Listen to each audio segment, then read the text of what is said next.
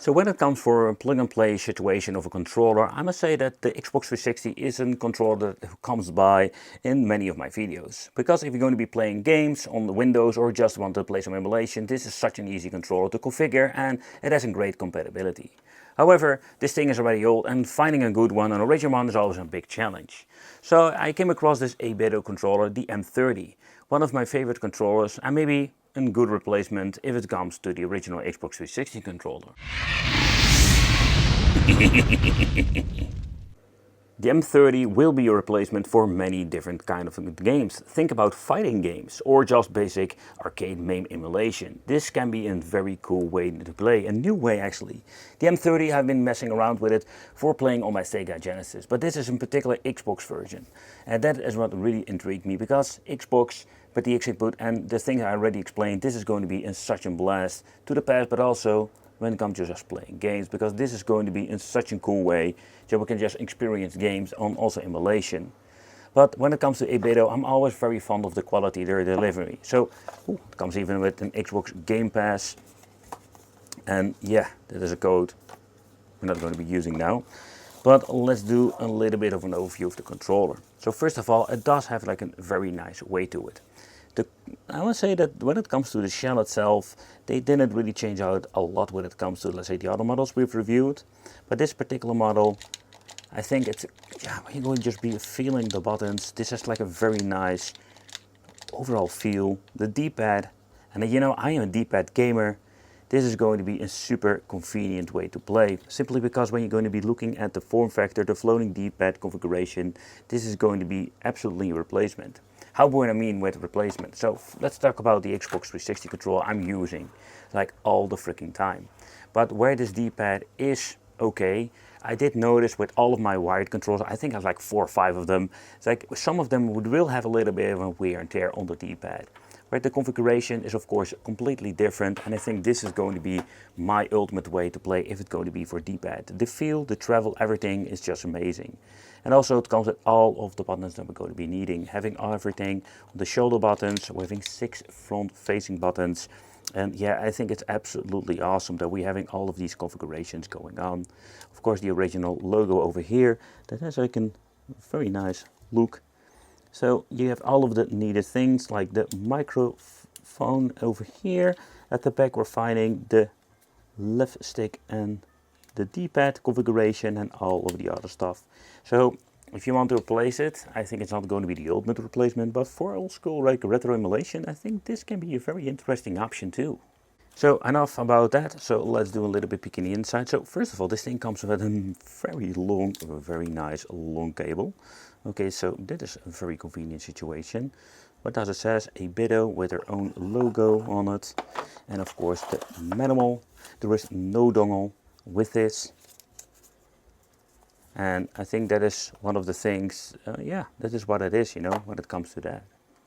So let's connect it to the Retro Beast from Chris Coolmod, and yeah, this is going to be an absolutely fun to just play some retro games, and thanks to the X-input it's going to be in plug and play with many other devices that I've reviewed here on the channel. Okay, so let's take a closer look, and so we're going to be focusing on some, of course, arcade games, but I wanted to do, particularly when it comes to playing some games, so I've been connecting this with the cable just for easy plug and play. But there should be a way to actually say that we can just get into, let's say, the wireless connectivity, but it's something... Ooh, I messed it up. Yep, I messed it up big time. So let's get into some emulation. The only thing I needed to get used to is the select and starter over here. We do have like a lot of buttons I'm not going to be needing for emulation itself. So the D-pad is very pleasant and very it's just really convenient to play with the beat 'em ups.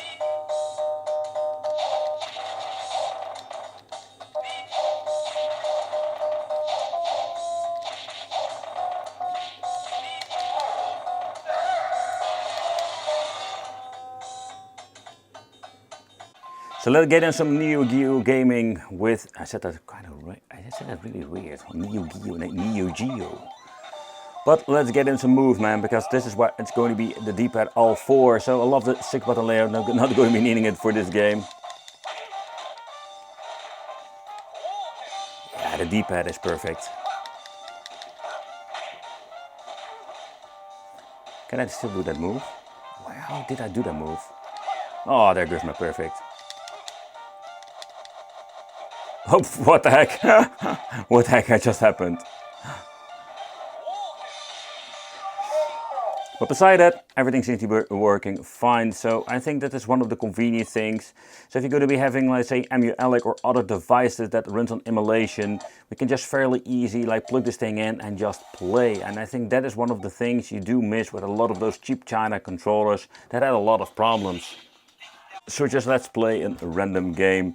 So when it comes for playing games, I think this is going to be one of my favorite controls to actually play. Because now I can actually play all of my fighting games or normal games fairly easy. Okay. Extra bomb. Man, Bomberman is one of those games that I'm never getting bored of. I find this such a fun. I think the first one I've actually played was on the NES. Super Bomb, let's go. Ooh, almost messed it up myself. Okay, let's run for it.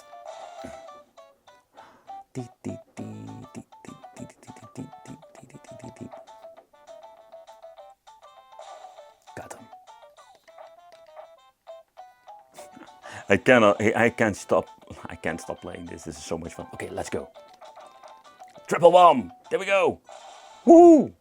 Techno Parrot with the controller, and in here we can find even some modern games, and that is going to be needing actually for playing with the 6 button, not a Dead Alive, but more like a Street Fighter. By playing some Street Fighter, this is just going to be the ultimate way to play, and I think with the front facing buttons of 6, yeah, of course everything is actually having a learning curve, particularly when it comes to using the shoulder buttons, but I'm more like the front facing button guy. Yeah, and this way we can just fairly easy play. And I did notice that some buttons need to be remapped.